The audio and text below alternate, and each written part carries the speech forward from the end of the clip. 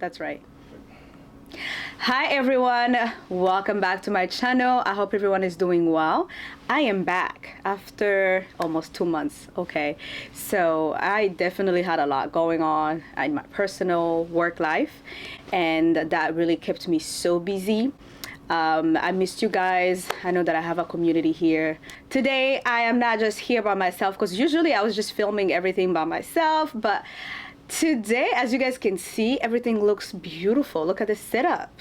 It is all because of my very good friend here behind this camera. His name is Glenn, and he's here helping me out to now film much better, beautiful content. I'm just grateful for him, and I wanted to give him a shout out, and I'm happy to be back. If it's your first time here and you don't know me, my name is Magali, but most people know me as Magali Pearl on social media. So welcome to the family. In today's video, I am pretty much keeping it simple because it's been a while, and I decided to film a Q&A for you guys. Recently posted that if you guys had any questions for me, like send them my way so that we can, catch up, because I know it's been a minute. So I got some really good questions. Some were funny, some were a little personal, and others were really more of self-development questions, self-help, faith-based questions as well. So I am happy to be here. I'm going to answer them in my best ability by the grace of God. I trust the Holy Spirit to lead me. So today I'm only answering 5 questions. Just because I don't want this video to take too long. I like to go deep and talk too much. But I guess we'll probably do a part 2. So with that, further ado, I will start with the first question. And I hope you guys don't mind. I'll be checking my phone because, the questions are here. I wrote them. They're saved here on my phone. So the first question was, a person asked me how to overcome verbal abuse done by your parents. I'm not going to say your name, but first of all, I want to empathize with you. I see you, I hear you. I'm sending you so much love and good energy your way. I know that any type of abuse is not, I don't know exactly, I don't even know if my words would describe it, but all abuse are just bad. And especially when it comes from somebody like, your parents, people who are supposed to protect you from that actually, or guide you, or guard you from those kind of things. And it's like they're the first, and it happens to be the people who actually end up, hurting you, betraying you. And so it's not easy. And I can relate if you've gone through this. I can relate with you a little bit. I'm not saying that my parents, I experienced verbal abuse from my parents. No, I did not. But I did experience a little bit of verbal abuse from a family member. And this family member was somebody that I trusted. And, it's hurtful. It is definitely... you definitely feel betrayed. You feel betrayed. It hurts. And if, we're not careful, we can allow those literally words shape our lives and become our reality. We accept them and we allow them to rule us. But thankfully, I did not allow those words and, those, I did not allow it to define me. I chose to rise above it and not see myself as a victim, and also choose to forgive that person and have empathy for them, because I realized that person was broken, and hurt people. So if there was love and joy and peace in that person's heart, what I would have gotten from that person is love and joy. But because there was so much brokenness in that person, what I got was brokenness in return. So understanding that released me from anger. It released me from, any resentment I had towards that person. It released me from even accepting those words, the abuse that was done to me by that person. So I would say the first thing that really helped me is forgiving, and not see myself as a victim, and also like reflecting on who I am as a child of God, my identity in God, as a child of God. We're not really defined by other human beings. We've already been defined by our Creator, God.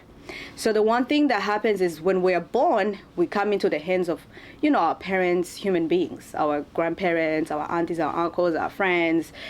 And it's a blessing to have those people around us. It's a blessing to have friendships, right? But it's important to not allow those friendships or those relationships to define us. It's important to know that before we came to these people, before we came to life, we were already designed and defined and formed by God. And what God says about us is way more important. So another thing that helped me so much, and I think it was actually the main thing that really gave me the ability to forgive and to produce faith and healing in my heart, it was my relationship with God. Reading the Bible and understanding the Bible for myself and knowing what God says about me, and genuinely seeking, knowing that there's a source that is above, the power that is beyond, that has created all things, and that's where you get all the answers. That's where you get the ability and the power to forgive. And that's where you overcome abuse. Another thing I did was separating myself from that person, limiting. So my relationship with that person now, I would say, it's actually different, because that person is no longer like that. I guess because I'm grown now, they can no longer talk to me anyhow. But I also limit my time with them. There's definitely some limitations, some boundaries. I still communicate with that person, but I don't give them too much access into my life, and I don't always give them the ability to speak so much over me. So we do have casual conversations, but I have a limit. Like forgiveness, I forgive the person, but I still have to protect myself, because forgiveness doesn't always guarantee access back. So that's what I did, and I hope that helps you, because you can still forgive, and you can still move on and move forward, and not completely shut the people out of your life, but create a healthy separation between you, both of you guys. The third, I would say, was me finding, a safe place to express myself. I think it connects with the first one. Is really my safe place is my time in devotion, my time in prayer, my time in journaling, and also having good relationships, good friendships. But I still don't always confine or always put people above God. I believe in good relationship and healthy relationships, and I do have them. But I still think that the main relationship, that where I feel the safest, is when I am talking to my Maker, I'm talking to God. I can go to Him about anything. I know I can trust Him. I feel safe there. So that's how I think, without making it too complicated, to I believe that's that's for me, that's what works, and that's what it's worked for me. I hope it will work for you. And definitely reading good books, like I would suggest another book that has helped me especially is reading What Happened to You by Oprah Winfrey and Dr. Perry. Can't remember his last name, but just type that book on Google or on Amazon. I highly recommend actually get that book. It's gonna help you so much. Oh my God, actually that book helped me overcome. Another book that helped me overcome all those things was Wholeness by Ture Robert. Please also get that book. It's such a good book.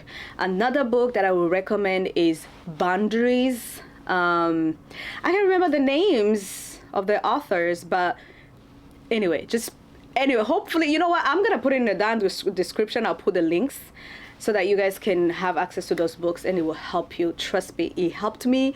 It's helped a lot of people. When you read the reviews too, yeah, you'll be glad. The other question was, what is your favorite Christian movie, if any, and recommend more related? Thanks. Okay. Are you kidding me? The first movie that I love is Passion of the Christ. If you haven't watched it, listen, I just remember crying. I think it's actually on Netflix right now. You can find it on Netflix. If you don't cry, I mean, that movie, it's a must watch if you haven't watched it. The second one is Forge. You have to watch Forge. I believe Forge came out last year. I just love how it's like, you know, it showcases like, you know, healthy, godly masculinity, brotherhood, you know, Christian, you know, Christ-centered, in a way that, because, you know, sometimes, you know, as Christians, sometimes we can get too much, we can get too religious, but that movie shows how it's really not about, it's not a religious, it's more of like a community, it's a brotherhood, it's love, it's unity, it's joy, it's being there for each other, it's helping each other out, it's being there for each other when things are good and bad. The third Christian movie that I will recommend is War Room. War Room, let me tell you, if you don't get out that movie, setting up a prayer room, call me crazy because that movie motivated me and inspired me to write my prayers, to have a place of just where, like an intimate place where I can just spend time with God without having any interruptions, and just making that sacred place for just me and my maker. So I would recommend those 3 movies. So go watch those 3 movies. If you don't come out inspired, I mean renewed, I mean empowered, come for me, okay? Come for me.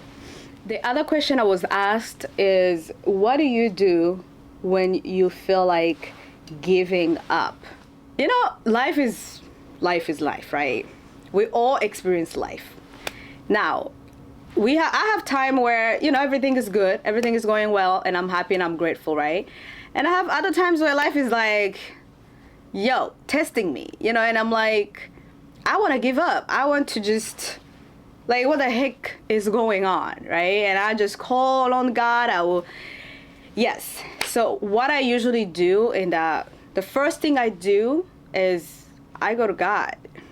I go to God because I know I have a will. I have, you know, God has given me the intelligence and the will and the strength to, you know, solve some problems and create a, you know, reality of some sort.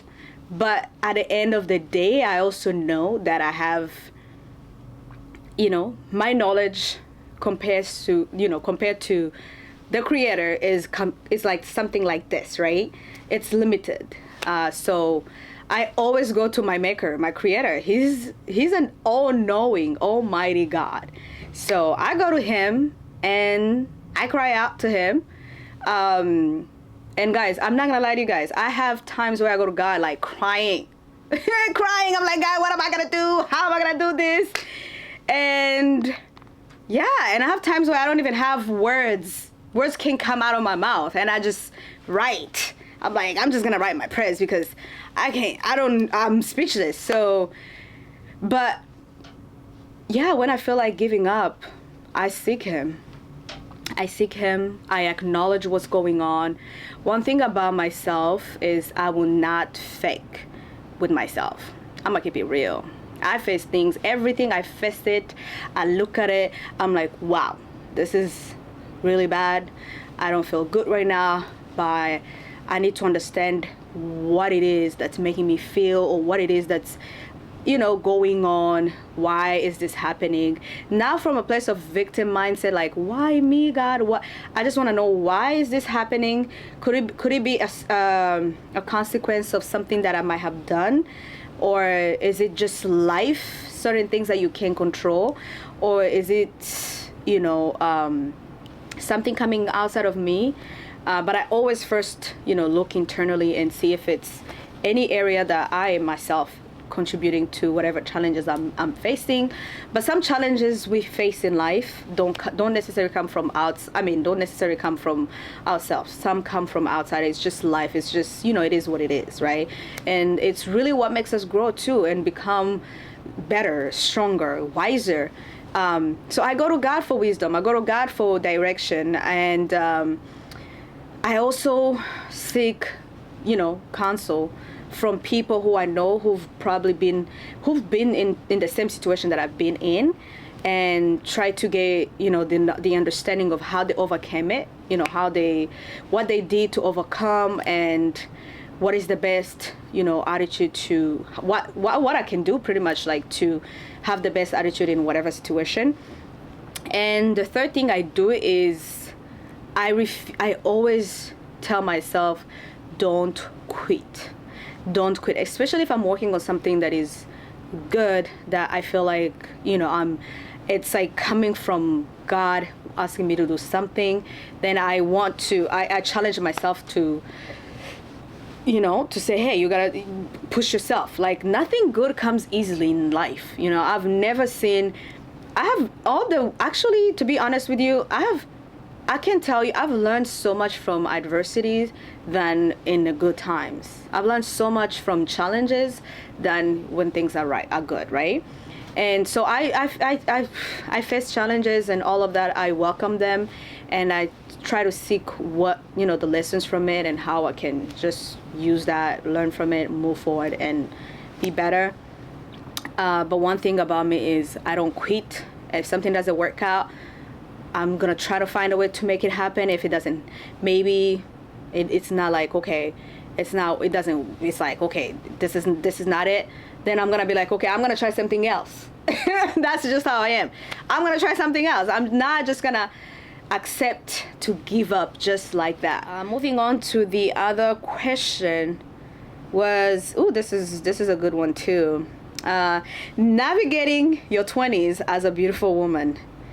Okay, being a beautiful young woman in your 20s without a solid, grounded relationship with God can be a dangerous thing for you as a woman, because there's so many things ready to just, distract you, get you on the wrong path, take advantage of you, use you. So easy to get so much attention as a beautiful woman, but it's not always the right kind of attention. You can get the attention of people may sexualize you. The assumption of maybe they may see you as a beautiful woman, but maybe think that you're stupid. They can take advantage of you, use you, whatever. You can also experience envy, jealousy, competition, from your fellow sisters, but also men. There are men who are jealous of beautiful women. They want to make you, they want to control you, they want to shrink you, they want to also kind of attack your self-esteem. So all of those things, you have to be aware of them and not take it personal. And I think the main of all these things to be aware of this, what will help you is having a relationship with God and having the Holy Spirit, to be very candid. And also good relationships. Like, I remember, and listening to wise counsel, I remember my grandmother used to always, tell me, there's some advice that my grandmother, used to give me when I was young, and I didn't know exactly. At that time, I was just like, old people, whatever. But as I got older, and I can't believe, like, today, those advice do help me. You know what I mean? So having discernment is key, because you need to know the difference between the attention that you're getting. If it's an attention that's coming from a place of manipulation, or it's coming from a place of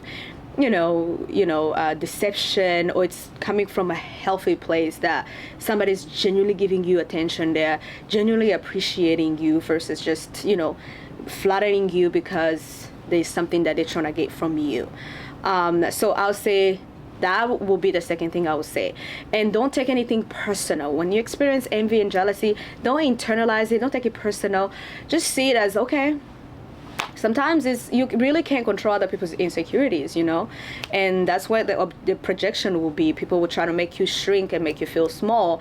Don't shrink yourself, don't feel small. If anything, always return that, always treat, you know, I believe in good always overcomes evil, and light always overcomes darkness. So be a light always, be a good human being always. But being a good human being doesn't mean that you have to allow nonsense in your life. Acknowledge the nonsense and get rid of it. Especially when it comes to jealousy, be mindful. Don't keep friendships or friends that are jealous in your life. They will literally sabotage your life. So always be mindful of the friendships you have. Always be mindful of, you know, be conscious of how you're being treated. And if you treat others with respect, but all you get back is the opposite, then you know, and you're in the right environment. So don't, if you're in an environment that makes you feel like you have to shrink yourself to be accepted, then you're in the wrong environment. You have to move away from that environment as soon as possible. And don't take it personal. You know, always show love and respect to those people and keep a distance, because there's always, the right people are always there to embrace you as you are and to empower you and not to make you shrink. The other thing I would say is please protect your energy. You know what I mean? Protect your energy. You know, I would say for me, for example, one thing I've experienced, right? I'm not saying I'm beautiful, okay? I'm not bad looking, thank God. But, you know, one thing I would say for myself is I've experienced is that people have this assumption that sometimes beautiful women are just like passive, you know, not really smart. So I've gotten in a situation where, you know, people will really think, oh, she's just beautiful. But the moment I start talking, sharing my ideas, or they see my work, they see what I do, and they'll be like, and then I would just face a lot of like, you know, how do I say this? You know, like jealousy and you know, yes, like, I'm trying to find the right words. It's like, yeah, we expect you, I mean, yeah, you're beautiful, but we didn't expect you to be smart. We didn't expect you to be, you know, hardworking. And, you know, it's like, yeah, in a very weird way, you know. And then you will find that some people will literally try to dim your light, or try to make you feel bad, or try to, even maybe some are very smart actually. They'll be like, okay, this person, I'm gonna keep them around me so that I can actually, so they can use your light, use your energy for their own benefit, right? It's important in life. It's always give and take. But if you're around people who are just taking from you, but they're not giving back, you have to be careful. So they will take your energy, and you will just, you know, I can tell you how many times in the past I was so naive. I'll be taken advantage of. I'll be helping people, thinking like everybody is good. I'm doing things genuinely out of my good heart. And I started realizing people are just taking. So I had to learn, like, I need to protect my energy. I need to protect, you know, I need to be wise with how I share my wisdom, with how I share my love. And I give love everybody, right? But I'm also very careful with who I give my trust, who I give my energy, my time. So I use wisdom now. I use discernment by the grace of God. So you have to protect your energy. Otherwise, you'll be exploited. Even some men will be like, she's smart, she's beautiful, so I'm gonna get her. And, you know, and they will see, and they're only seeing what is best for them. They're not